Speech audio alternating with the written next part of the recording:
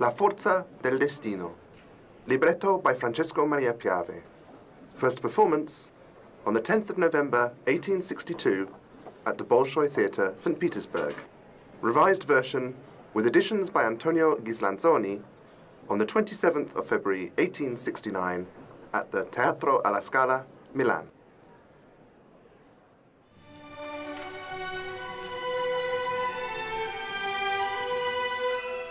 In a letter to the critic Léon Escudier, this is how Verdi described the subject of his new opera for the Bolshoi Theatre in St. Petersburg.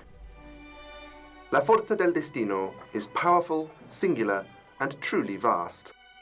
I like it very much, and I don't know if the public will find it as I do, but it is certainly something quite out of the ordinary.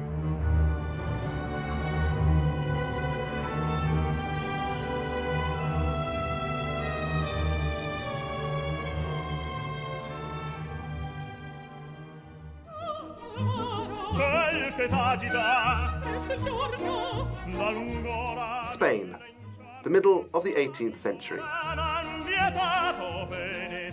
Leonora, the Marchese di Calatrava's daughter, and Don Alvaro are in love. But there is opposition to their relationship. Leonora's father, the Marchese di Calatrava, stands in their way, because even though Don Alvaro is of noble origins, he is part Indian. The couple decide to flee, but the Marchese di Calatrava stops them.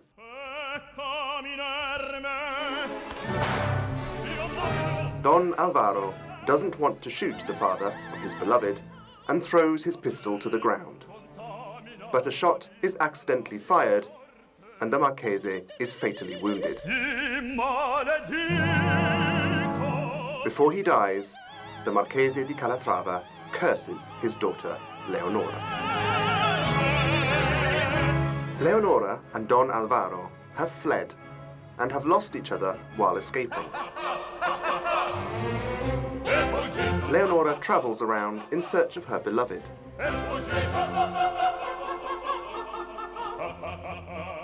Don Carlo di Vargas, Leonora's brother, is hunting for the two lovers to take revenge for his father's death. Brother and sister are resting in the same tavern, but Leonora manages not to be seen. Don Carlo conceals his real identity, pretending to be a student. In his ballata, he tells his story, but distances himself from it so that he can't be identified.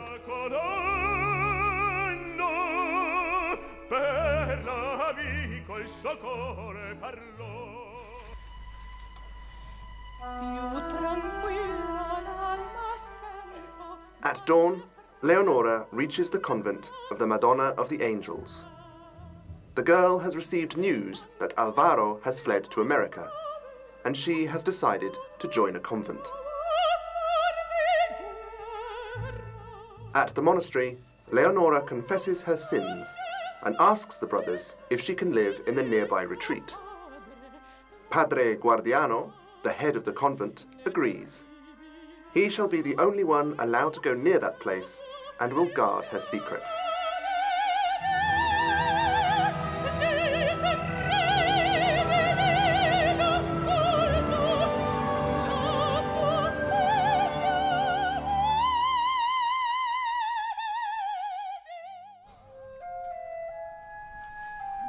Italy. Don Alvaro is convinced that Leonora is dead, and under a false name, he leads the Spanish soldiers to battle against the Germans. In the tormenting and cathartic romanza, Don Alvaro asks the spirit of Leonora to protect him. In an attack, Don Alvaro saves Don Carlo, and without recognizing who Don Carlo is, makes a fraternal pact with him.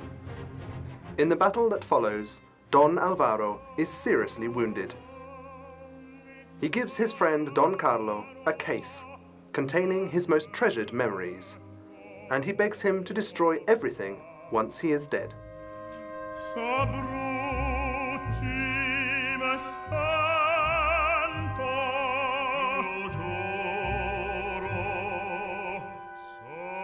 The march rhythm of the cellos and the double basses support the declamato vocal outline that is broken up by the agonizing Don Alvaro. Don Carlo is tormented with curiosity, and he decides to open the case. He discovers Don Alvaro's true identity. His friendship turns into disdain and a thirst for revenge. Don Carlo challenges Don Alvaro to a duel. The duel is interrupted, and the two rivals are parted. Don Alvaro decides to retreat to the convent of the Madonna of the Angels.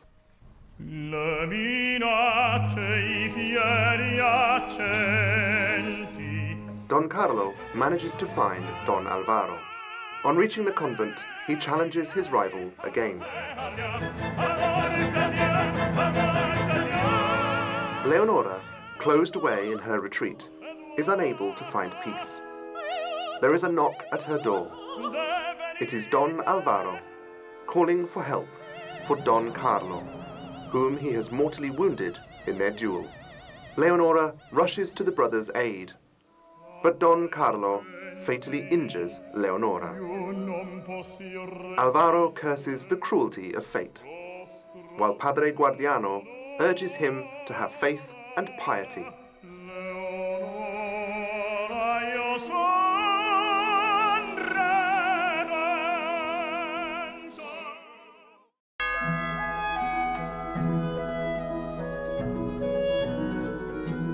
For 2 whole years, following the premiere of Un ballo in maschera, Verdi withdrew from the international spotlight and stopped composing. He kept in contact with his librettist Piave on the condition that they were not to speak about any new operas. He wrote to his friend and loyal partner, "I am now the complete countryman. I hope I have bidden farewell to the muses, and that I shall never again feel the temptation to pick up my pen." But his later masterpieces awaited. There was an opera commissioned by the Bolshoi Theatre in St. Petersburg. It was not easy to convince Verdi to change his mind regarding his decision not to compose anymore. Giuseppina Strepponi, who by that time had become Verdi's wife, wrote to her friend Mauro Corticelli, talking about the Russian offer in these terms. "However poor an advocate I may be, I shall gather together on this occasion the shreds of my eloquence to try and persuade him to expose his nose to the danger of freezing in Russia."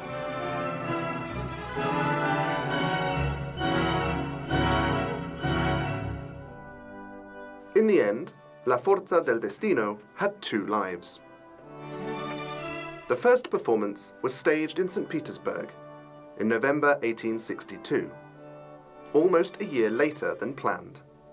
And despite the positive reception in St. Petersburg and later in Madrid, Verdi was not yet satisfied, especially with the finale and the deaths of the 3 main characters.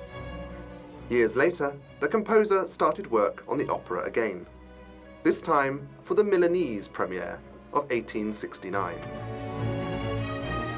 The final part was altered. Don Alvaro's life was spared, and the ending of the opera took on an air of Christian piety. Verdi was agnostic, but he was deeply touched by the faith of Alessandro Manzoni, who he met around that time, and to whom he dedicated Requiem some years later.